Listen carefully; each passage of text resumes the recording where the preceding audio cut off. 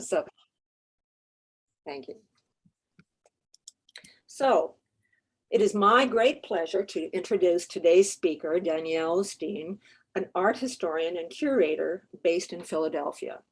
She was the inaugural curator at the Kreeger Museum in Washington, D.C., where she curated the current exhibition, Lou Stovall on Inventions in Color.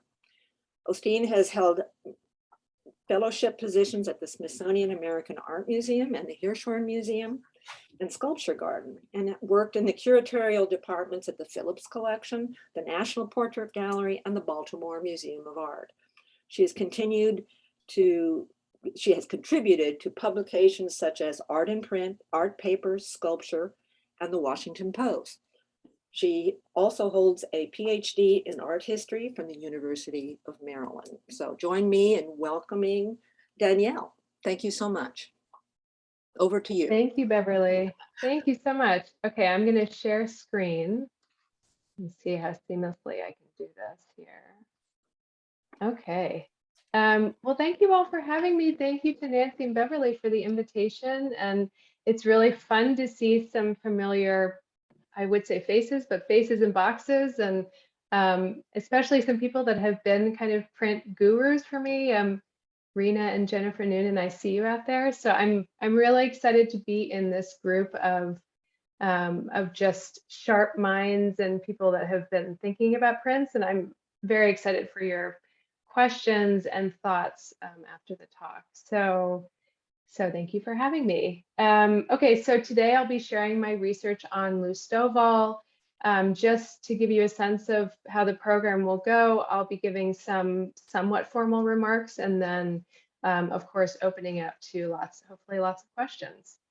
Every time I've been speaking about the show, I just kind of offer my just general thanks and gratitude to Lou Stovall Dye and Will Stovall, because the show, which we started planning in January 2020, is really only possible because of the kind of overall labor of love that we undertook together. And I'm just so grateful for them as generous partners in this work.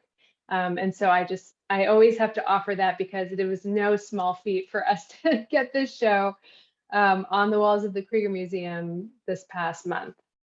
So, okay, here we go. So I developed this talk as Beverly mentioned, while organizing the exhibition Lou Stovall on Inventions in Color, which is currently open at the Krieger Museum until April 30th. For those of you unfamiliar with the Krieger, and I know I'm finding people that are not necessarily in the DC area, but hopefully if you are in the area, you're already familiar with the Krieger, and if you're not, then this will offer you the opportunity to become familiar with the museum. But for those of you who don't know the Krieger, the museum has strong holdings in 1960s and 1970s painting, but prints are not very well represented in the collection. So when I was planning this exhibition, I was thinking about how to not only share the impact of Stovall's work with the museum's audiences, but also bring printmaking to the forefront of Washington's art history. And I know that's a mission that is probably very well received in this crowd. So for this talk, I'm going to start with Stovall's story, his early years, how he landed in Washington in the 1960s, and how he established his screen printing shop, Workshop Inc., along with his wife, collaborator, and fellow artist, Di Bagley Stovall. I love starting with this image because it's such a playful photograph from the early days of Workshop Inc. And so you have Lou, of course, on the left, and then one of their studio assistants, David Bronson, in the middle, and Di on the right. And I feel like it gives this nice sense of beginnings for the workshop. So at the workshop, he created screen print editions with artists shown here. So I'm showing you Gene Davis on the right, Sam Gilliam in the center, and I'm sorry, Gene Davis on the left, Sam Gilliam in the center, and Jacob Lawrence on the right. He was also working with David Driscoll, Gwendolyn Knight, Paul Reed, among many other artists. Throughout these collaborations, Stovall was continuously making his own prints. And the exhibition at the Krieger brings together these two parts of Stovall's work to really show the sheer innovation behind his approach to printmaking. And today I'm going to share a small selection of his works and of works made at the workshop to really talk about Stovall's complex methods of making. I want to explore how Stovall expanded the medium of screen printing. I'm really interested in how Stovall's approach moved beyond what we think of stereotypical assumptions of screen printing as flat, smooth, and even manufactured. And I feel like this crowd probably is already with me there, that screen printing can be so much more than what we think of as commercial screen printing. But just as a reminder that, of course, in Lou's work, we are going to see him push the limits of what screen printing can do. In his work, Stovall became known for his vibrant colors, delicate washes of pigment, nimble layerings of form, and experimental textures and surfaces. This print from 1971 shows a stratum of purple and blue pigments that have been applied to the paper in both even fields and these kind of more painterly layers of color that cascade and really reach to the very edge of the paper. I just want to note also that whenever possible, you're going to see me show an overall image as well as a detail. I do this because, of course, if we were in the gallery, which I so wish we were together, but if we were in the gallery, we'd be able to move back and forth and really see the detail and what's going on the surface of the prints. And so I'm trying to create that effect as much as I can. And I really think, especially with this print, the detail that I'm showing you on the right gives a much better sense of the textures that Stovall was developing in his work. So for the exhibition at the Krieger, I'm focusing on Stovall's working methods to help visitors really better understand the innovative nature of his printmaking. And to that end, we have a catalog for the exhibition that has an essay by me with some of the content I'm talking about today, as well as a dialogue between Lou and a former studio assistant, Ann C. Smith, where the two of them, what I told them when we were starting to plan the catalog is I want you two to nerd out. I want you to really get into the weeds of what's going on, how Lou, I wanted our readers to understand how Lou was developing these methods and what we're seeing kind of on the surface of the prints or what we're not seeing. And so that might be fun for this crowd to be able to find that dialogue. A close look at Stovall's work also allows me to open up an important dialogue about the role of screen printing in American art history. We think of artists like Andy Warhol, Robert Rauschenberg, Roy Lichtenstein, Ed Ruscha as kind of key figures in the rise of screen printing in the 60s and 70s. Of course, this narrative rarely acknowledges the contributions of artists of color, including Elizabeth Catlett, Romare Bearden, Rupert Garcia, and William T. Williams, among many others who were working in screen printing at the same time in the 60s and 70s. And I just want to say that the Catlett print that I showed first is a print that was made at the workshop with Lou. Stovall built his shop to engage with a diversity of artists and to connect with a range of DC communities. There was an article in 1973 in the Washington Post that had just what I think of as probably the best review anyone's ever received, talking about Lou. And the article stated, "As much as any man and as much as any institution, Lou Stovall and his workshop are responsible for that friendly spirit of sharing and cooperation. Stovall is not just a printer and an artist and a teacher, he's a catalyst." So in thinking about that moment in the 70s where he's being called a catalyst, I really position Stovall and his workshop as key to this more holistic understanding of the history of screen printing. Like many artists who found screen printing in the 1960s, Stovall first discovered the medium in a commercial context. Stovall was born in Athens, Georgia in 1937, but he moved to Springfield, Massachusetts at 4 years old. He discovered screen printing at age 15 while working for a grocery store in Springfield that had a silkscreen shop in the basement where he kind of was helping out making signs for the grocery store. And he's talked about in several sources this aha moment where he goes down to the basement to get something and he finds the silkscreen shop and there's this one man who's making signs for the entire store and he falls in love with the process at that moment. It really is this this kind of striking lightning strike moment for him. He was also interested in the arts at an early age, more broadly speaking, and actually attended RISD on a scholarship in 1957, but then had to return home quickly to help his family when his father became ill. And it took him 5 years to return to college. But when he did, he returned to college in 1962. He chose Howard University instead, since, of course, 1962, Washington is the center of social and political change that he was really seeking.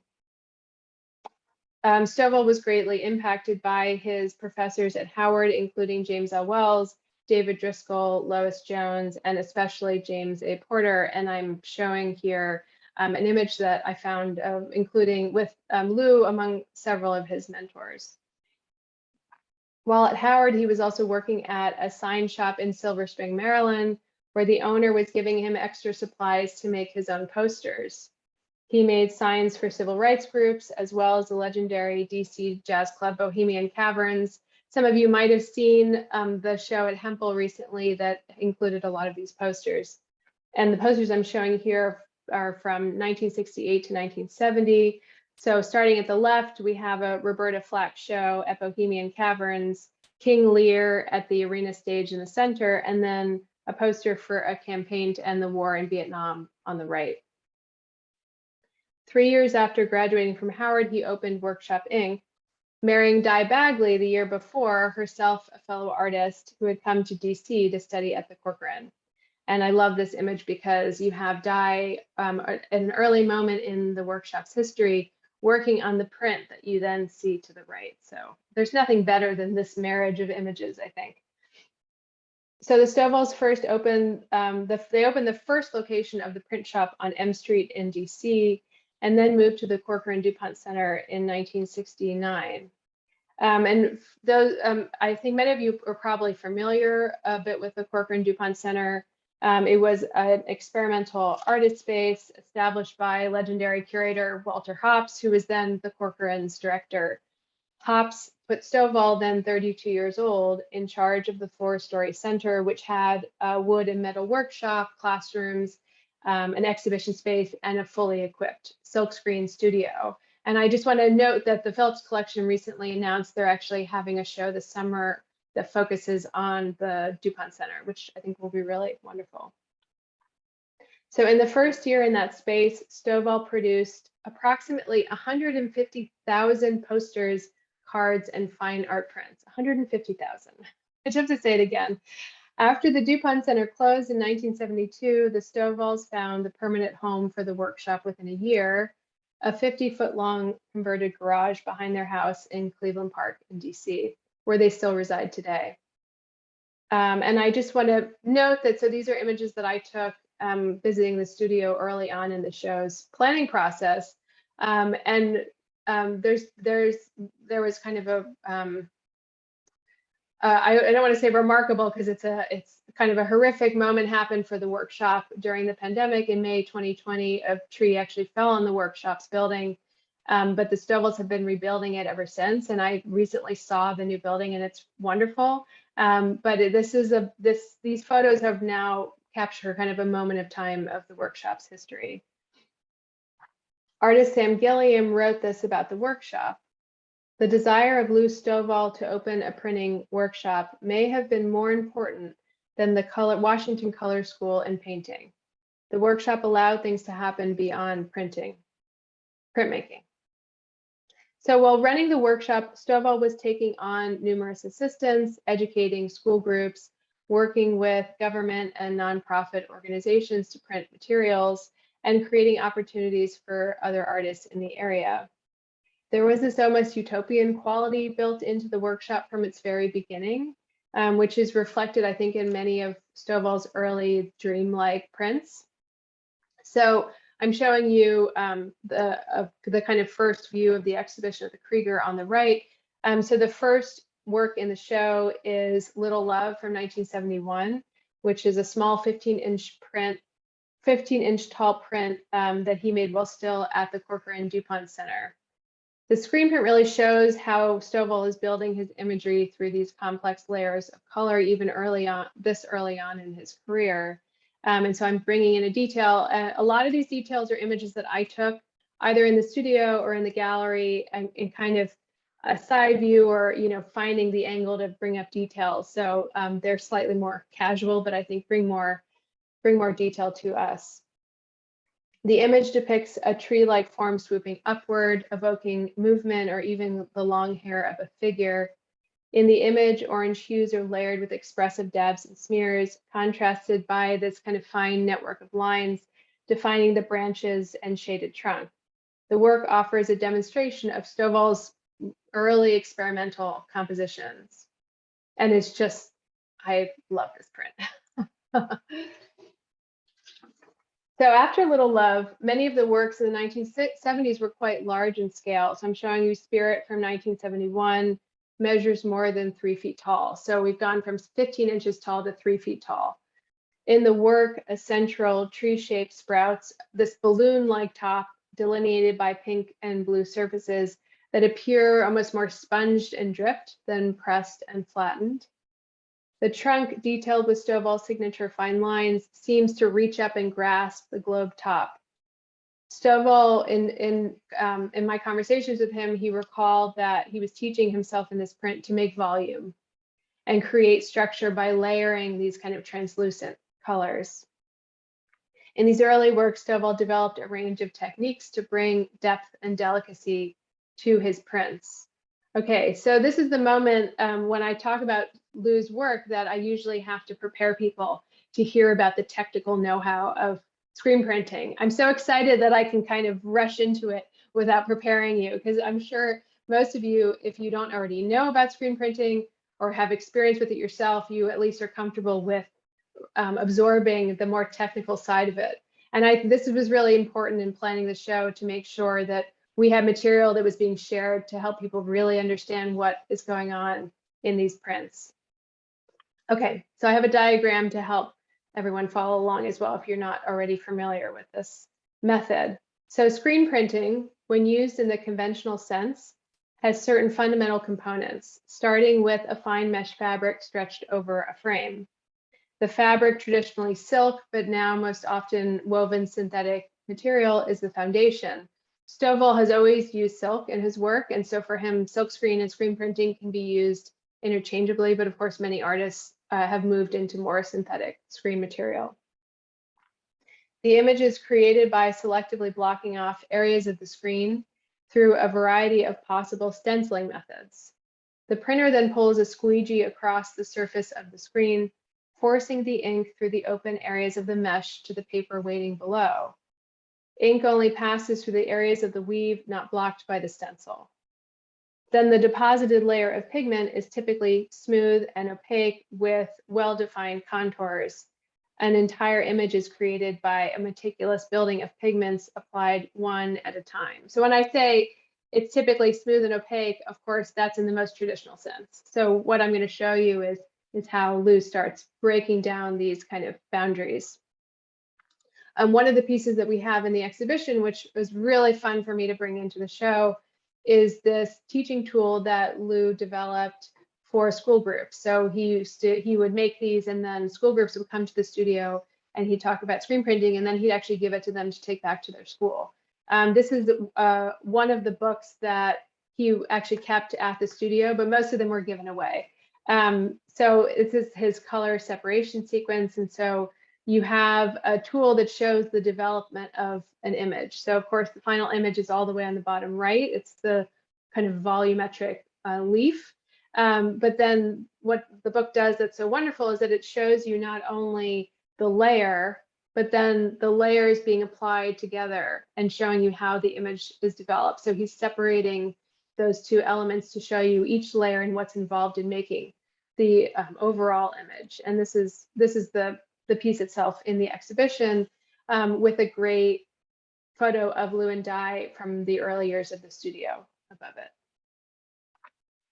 Okay, so an image on the left shows Stovall cutting stencil film in 1968, which was his earliest method of creating imagery. But by the early 1970s, he's using brushes, sponges, scrapers, and even his own hands to the screen, as well as traditional rubber squeegees, to push the ink through the mesh.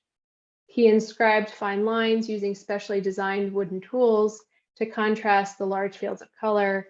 And he was using both opaque and translucent layers of color, or what he calls glazes, in his prints. And this is a piece called Glazing, very appropriate because it's really built through these translucent layers, which he called glazes. So glazing from 1972 marked an important change in his approach to stencil making. In this work, Stovall began to move beyond cut stencil. So again, you just saw the image of him cutting a stencil film. Instead, in this work, he developed a liquid stencil that could be applied directly into the screen, allowing for more painterly impressions. So this liquid stencil was made by dissolving the stencil film into lacquer thinner, and then it could be brushed or stippled onto the screen by hand. In glazing in particular, he first applied a layer of liquid stencil to the screen to kind of clog the mesh. And then he used brushes to dissolve the stencil material and kind of open up the edges and reopen the mesh to create these more wispy shapes. So I think in the detail, you can really get a sense of this almost, painterly brushstroke quality of how the stencils were used. And, I don't think I have to remind this crowd that these are all multiples, of course. So the stencils had to maintain that kind of spontaneity in order to make sure every impression was the same. He developed this technique long before it was common practice to use screen filler substances in screen printing. So then the prints Stovall made after the 1970s reveal both his attention to fine detail and his deep interest in the natural world. And this is something that really runs throughout all of Lou's work, is his fascination with the natural world and with natural forms and landscape and animal life, and just this interest in kind of pushing that imagery into a more fantastical kind of utopian area. So I'm showing you right from 1989, which was made as a fundraiser for Amnesty International. In the detail really shows, you just have this wonderful layering of stippled colors to create the ocean, where, again, like there are always more layers than you imagine is there, but then also the bird's wings are kind of embossed with this gold pigment that you really only see if this is me at the gallery taking a photo from this angle to capture the shine of that pigment. And then just to give you a sense, so this is in the exhibition at the Krieger. So we have this work right, and then glazing, which we just looked at together too, just to give you a sense of their scale. We also have some of Stovall's intricate drawings. Pencil drawings, really intricate pencil drawings are a really important part of his practice, and usually have a pretty direct correlation to the prints. So it was really wonderful to bring those into the show as well. And then we also have some of his circular prints these are from 1974 to 1981. These almost like keyhole looks into fantastical worlds. And I just have to bring some of the details. So again, this is me in the gallery, so it's kind of from the side, but if we think about the way that he's using these different stenciling methods to create impressions that are more painterly or more detailed, I think these prints really show the detailed side of that. So just the way that he's able to capture the leaves on the right and then those fine lines in the tree trunk on the left, I just think are really remarkable. And then we have also in the show some of his flower studies that he called his portraits. And this pair really has these incredibly detailed fine lines and these rich fields of color. And I'm just showing you a detail here because, again, in capturing not only the volume, but also the fine detail, I just think you see screen printing being pushed in all of these different ways in these prints. Okay, so that's only a sampling, but I think to give you a sense of how Stovall was applying his kind of visual toolbox over the course of his career. And then some of the more recent works that we have in the exhibition are his monoprints, which are one of a kind, made by layering colors directly onto the screen. So this print from 2010, for instance, has this glowing speckled halo above a kind of lush field of greens and blues, as if I think of it as an enormous kind of rising sun in the middle of the print. He was using different tools to pour, splatter, and splotch pigments, creating these spontaneous, even sculptural surfaces. So these works are very thick. I mean, they really have like almost a thick painted texture to them. And he describes them as a history or record of my movement over the screen.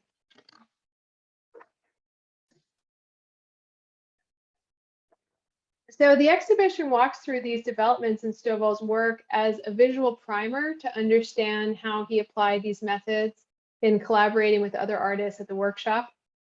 I'm interested in the feedback loop that happens between Stovall and the artists he worked with and the kind of visual echoes that appear between the prints. So I'm showing you two pieces by Sam Gilliam. Sam Gilliam had both of these works are in the exhibition. Sam Gilliam has had the most extensive exchange with Stovall, creating 21 prints over 5 decades together, including these works. Stovall reflected on his work with Gilliam being defined by the thrill of the unanticipated. The surfaces of Gilliam's prints are restless with frenetic layered colors and speckled and mottled textures, evoking related assemblages of painted wood and metal. And these are works that in person just have so much more of a wow factor because of the way they're capturing painterly surfaces in screen printing, but then also again these spontaneous kind of layered color texture surfaces. So the work on the right in particular for Xavier, what's remarkable to me, if you look at Gilliam's work from around this time, he's making these kind of sculptural objects, relief objects that are painted metal and wood, where you really see the thick impasto of his brushstroke on the surface. And somehow they capture that together in the screen print in a way that I think is really remarkable. When you think about stencil making and how to make sure the stencil captures that brushstroke in the same way so that every print has the same impression. Stovall once described screen printing as an interpretive medium, where he can create prints that look like watercolors, look like acrylic paintings, look like oil paintings. While Stovall's work with Gilliam was more experimental, his other collaborations often started with a specific work in another medium. Curator Ruth Fine writes about this process of translation in Stovall's work, where Stovall turns one artist's material into a form that could only be possible in screen print. So I'm showing you David Driscoll's print, Dancing Angel from 2002 in the center, which was created in connection to the 1974 work on the left, made with oil paint fabric and collage elements that's in Sam's collection. The painted work on the left depicts an angel-like figure constructed with both Christian and African imagery, which includes a collaged picture of an IFA mask adhered to the face. To create the screen print, Stovall meticulously built the image with seemingly limitless layers of color, of opaque and translucent tones with some distinct visual differences. So again, the one on the right is me in the studio taking a side view, but you get a sense where the collaged half of the head on the left transforms into an image etched in gold on the right, lending a more heavenly effect to the print. Another great example of this translation is Gwendolyn Knight's The White Dress from 1999. So this screen print depicts a striking portrait of a woman in profile, bisected by fields of deep red. Stovall did not have access to the original painting for this project, and so he used his wife Di's collection of antique lace to create the stencils for the delicate patterning of the dress. And again, on the right, you get my image. I'm looking at the print from the side where you can see how they layered opaque white pigments using those shapes from the lace, which give the woman's garment volume as if the patterning is almost embossed on the print. Stovall's work with Jacob Lawrence is also represented in the exhibition at the Krieger by 2 of 15 screen prints they created together between 1986 and 1997. The prints were adapted from Lawrence's earliest series, and I'm showing you 2 of the works from the series, the original series, The Life of Toussaint Louverture, composed of 41 gouache paintings made in 1937 and 1938. The series focuses on the leader of Haiti's independence from French colonial rule and the 1791 Haitian Revolution to abolish slavery. one print, so you have the original gouache on the left and the print made with Stovall on the right. One print, The Burning from 1997, depicts a vista with cabins aflame in the background and a complex network of grassy forms that consume the composition. I think of it like this verdant tidal wave echoing this revolution. So Lawrence, that was then based in Seattle, was working at many of the details in this print over the telephone. And Stovall wrote actually at length about this experience, which is remarkable. And so I'm bringing in the quote so that I won't lose you as I'm reading it. So this talks about his experience working with Jacob Lawrence. In The Burning, we were counting blades of grass over the telephone. In the original, the grass was not dominant, but in the print, the grass is varied, complex, and active. We would count the blades of grass from left to right, and then break up the shapes according to elements already in his composition. For instance, Jacob said, put the grass stroke from the top row on the left into the middle of the shape on the third level, 15 blades down. We were creating meaning, in other words, making an art language that would take us beyond conventional expectations of what was possible in the silkscreen medium. In the same text, Stovall wrote about the value of collaborative work as going beyond the individual artist or printmaker. And he has this wonderful quote that people always ask me to repeat because it's such a wonderful quote, so I'm going to read it twice. In the same article talking about working with Lawrence, as well as working with Gilliam, Stovall writes, collaboration after mastery is the single most rewarding experience for an artist. Again, I'm going to read it again. Collaboration after mastery is the single most rewarding experience for an artist. So to represent these two sides of Stovall's work and their interconnected nature, the exhibition at the Krieger includes adjoining sections of both the printmaker's own works and then prints by other artists coming out of the workshop. The show traces Stovall's dialogue with his medium. Certain themes, of course, remain consistent, including the printmaker's fearless use of color, his radical style of printmaking, and his deep appreciation for collaboration and community-oriented work. His role as a catalyst continues even today, and I'm showing you here a picture of Lou on the right in his porch in 2020. So I hope you all have a chance to see the show. I'm thrilled to answer any questions that you have, and thank you so much. Well, thank you, Danielle. That was a fabulous talk, I have to say.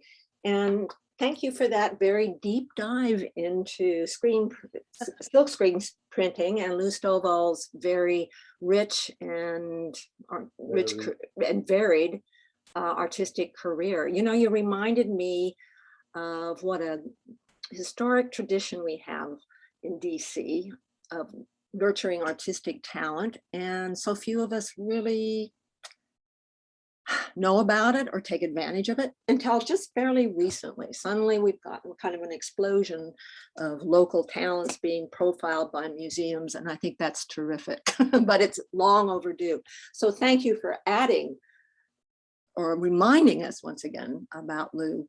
And I wanted to say just quickly, the Washington Print Club had an in-person tour, I guess you would call it, of Lou's home, along with die and studio in, I think it was 2012 or 13. Two more gracious people we have never met. They were oh my gosh. And he gave really? a hands-on demonstration. Oh, wow. Work. It was incredible, and it was a full house to say the least. Fortunately, we got there before, you know, when his studio was in pristine condition. He worked I was amazed at how well organized he was in his studio. Oh yeah, yeah. But anyway. Yeah, everything had a place. Oh no, that's wonderful. So I should say before we get into questions, yes. If you all will indulge me with a little promotion, that we're screening a film later this month at the Krieger that shows, it's from the 80s. It was produced by the Anacostia Museum, and it shows Lou working on a print and shows the kind of the symphony or him as the head of the symphony of assistants helping him move prints through the screen and everything. And it's really wonderful. And Lou and Di and I will be talking after the film. So I'm going to put the event in the chat for anyone interested. I feel like we have enough fans of learning about the process, and this will be, I'm just so thrilled that we can do something in person. So I have to share that. But how wonderful to have the group in the studio getting in demonstration. That's just, they really are just the most gracious people you've ever met. So we do have a few questions. Yeah. Should I dive in? Because I have the chat up. So okay. If you want to do that, be great. So Monica. the first question, it says, oh yeah. Beverly, do you want to, what's best for you? Okay. Monica Semino asks, has the liquid stencil method been published? And can the catalog be ordered from the Krieger? So I snuck in an image at the end in case this question came up, which I actually lifted from, there's this great book that was just published by Georgetown Press. It's in kind of this explosion of an excitement around Lou's work, just published around the same time that the show opened. And I stole this image from the book. So I have to reveal that. So it's a little fuzzy, but it shows Lou working on actually breaking kind of the edge of the stencil using, I think he's using lacquer thinner to thin out the liquid stencil in this image. So I have to share it because it's so wonderful. But no, it has not been published in any formal way. And I think that the conversation in the Krieger's catalog between Lou and his former assistant is really the first time that he's been able to talk about it in any official sense. So, and who knows, that maybe that's a future project, but I do think it's remarkable how early he was doing that, and also what it opened up for him in his work. And then, can the catalog be ordered from the Krieger? So it is only purchased at the museum, but I do think if you send them an email, then I think you can order them, as far as I know. Honestly, I'm not there as a staff member right now, so I can't give you official word, but I'm pretty sure that something could be arranged. Thank you. Linda Morenas asks, does Stovall vary the consistency, the viscosity of his inks within a composition, or are the inks of the same workability throughout and the translucency texture derived from his manipulations on the screen only? Wow. Boy, what a great question. You know, I knew I was going to get good questions with this crowd. Okay, so I have another sneaky print just in case someone would ask me. I never thought that's such a great question, but just in terms of this general frame. So this is a work that Lou did with Louis Delsart in 2003 called The Letter. And I always have it in my back pocket because it does show the different viscosities and translucencies he's working with. So first of all, you know, whenever I would ask Lou about like how many layers were in a print, it's basically always like 3 or 4 times as many as I can see. There was one Gilliam print that I think had 100 layers of pigment in the print itself. I'm not actually sure exactly how many layers are in here, but this is a print that I think will help answer your question in terms of the range of what he's doing, because he is taking varying the consistency of the ink for a translucent surface, as well as taking things right out of the can when they need to be thicker and more opaque. So he actually, in the dialogue in the Krieger catalog, he talked about this print, and this is how he described it. So I'm giving you a little preview. Well, the stippling was printed with the ink straight out of the can, just mixed. So you see the stippling kind of around her figure and on her dress. It was straight out of the can, just mixed. So you would have that thickness, but the translucency, like in her face, those inks were water thin, like watercolor. And the same is true through the window. So many tools were used. Everything I had in my studio, including little bits of toweling or washcloth. He said Di would give me a washcloth she was no longer using. I would cut it up so I would have that texture to stipple with. I made pounce bags with fabrics of different textures. And so he's able to apply the, again, like the thickest straight out of the can pigment mixed to the right color, or then this like watercolor thin pigment. And it really just depended on the effect that was required for the print. I hope that answered your question. Monica Semino asks again, what is the name of the book published by Georgetown Press concerning the liquid stencil? Oh, sure. So, so Of the Land is the name of the book. And it's a wonderful, it was edited by Lou's son, Will, who has really, is his own scholar on Lou's work. And it walks through, there's text by Will about Lou's history, but then also a kind of autobiographical essay by Lou. So it doesn't get as much into the technical detail as our catalog, but it really does tell a wonderful story about Lou's life and the people he was working with. So Of the Land, Georgetown Press, it just came out. I can see it. It's on the other end of my room, but it just came out 2 months ago. And Jay Noonan asks, thanks Danielle for a fascinating presentation. I'm wondering if you can talk a little bit more about the sense of community and Gilliam's comment about the workshop being so much more beyond printmaking. Did Stovall work with one artist at a time, or was it a more active center with multiple artists working at the same time? Also, can you talk about the reception of the workshop within the Washington art world in the 1970s? So, thank you, Jennifer. So Jennifer and I were fellows together at SAM, and she is way much more of a print guru and scholar than I am. So she's someone whose work everyone should be looking out for. But thank you for your question. Yeah, so I would say that, I mean, what's been interesting, so I'll start with this thought. What's been interesting in working on this exhibition is that the longer I've been working on it and the more people who I've been encountering either in talks or in actual, collaborations around the exhibition, I've discovered just how many people in Washington at one point had worked with Lou in some sense. There was such this open doors quality to the workshop from the beginning, in that he would just take apprentices from kind of all corners of life. So if a friend or colleague's nephew, needed something to do for the summer, he would bring him in and help, and he'd apprentice with him. Or I heard stories about almost every emerging artist at some point had gone through the studio and apprenticed with him. So I really think that from the beginning, he thought of his calling as not only making the prints, but being an advocate for screen printing. And so by bringing people through the workshop as apprentices or assistants or school groups, Washington area school groups who would come in, elementary school, high school kids coming in, advocating for the relevance and the importance of screen printing was always part of his mission. So I think that, Gilliam, Sam Gilliam's comment speaks to not only that kind of open doors quality of the workshop, but also the fact that he was open to working with so many different artists. And so I'm showing you a very small sampling of all of the artists that he's worked with. But I do think it was such an active center that he was working on multiple projects at one time.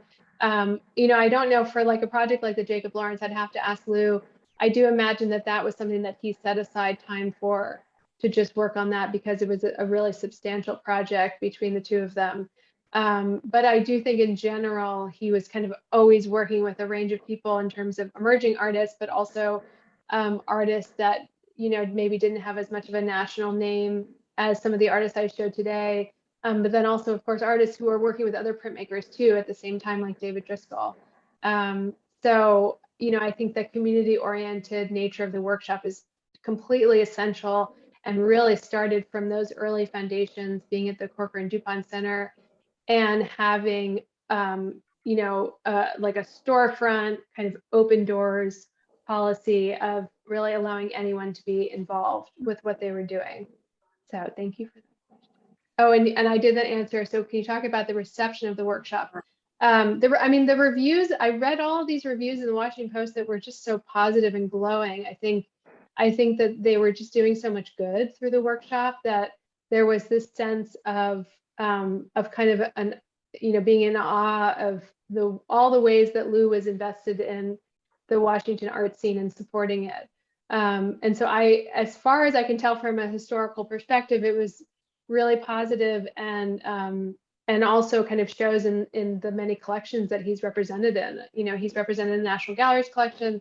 Sam's collection, the Corcoran collection, which of course is now in different locations, but you know, all of the area museums have at some point been involved with him and acquired his work. So I do think it's the fact that you know, he was so invested in the Washington art scene kind of speaks to that as well. Thank you for that question. So Chris has a question, and since he's sitting right next to me, I'll let him ask it. Danielle, I just wanted to ask you, what was the thinking on Lou's part from moving from doing multiples to doing monoprints? Oh, great question. You know, I mean, one thing that I learned in kind of walking, you know, studying and talking with Lou about all these different parts of his screen prints is that I think he was in this mode of like constantly reinventing. Like even the works that he's doing right now, which are not in the show, but like the most recent things he's been doing are these collaged works that where he's taking elements of screen prints and actually making these kind of sculptural collages with them. So I just think his need for pushing himself is kind of endless and wanting to constantly figure out what he can do. And so in the monoprint, you know, in the monoprints, he talks about of really kind of seeing the open screen and figuring out what he can do that's different and like as if it's kind of a pure experimental zone for him. And so, you know, you see they're all kind of have this abstracted color rich quality, but you see a lot of the same textures and colors that he's using in earlier prints as well. So so one fun element of the show is that when you walk in, there's a whole wall of 1970s and early aughts prints that have that kind of big fantastical natural world imagery, and then the monoprints are right across from it as the most recent works by him in the show. And you really, even though the distance is many decades, you really see how there's this relationship between the pieces and how they're all an extension of this interest of just kind of pushing himself as much as he can. Thank you. And I have Sure. I have a question. You mentioned that Lou and I are rebuilding the studio, correct? And are in the process of, what is the future of the studio and the workshop? Is someone going to be taking it over eventually? What is the plan, or is there one? Yeah, no, it's a good question. So the studio is done. It is done. You know, it is done. Yeah, I mean, only just, I was there a month ago and it was the first time I had seen it.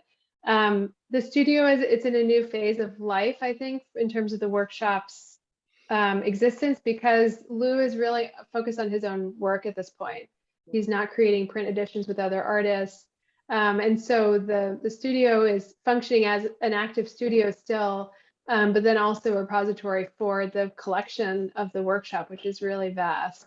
So, you know, it's an interesting moment to have this transition that they kind of forced their hand, of course, because this horrible thing happened with this enormous tree. For anyone who knows Cleveland Park, you know, there are these big, beautiful trees that love to fall down. Yeah, so I think, you know, it's in a different phase now that is, it's more appropriate for where Lou is with his work. Very good.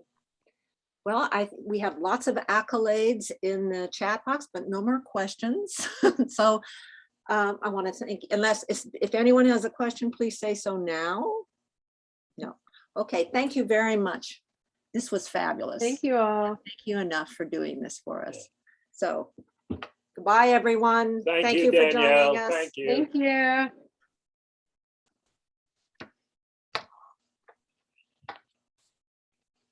Should be great.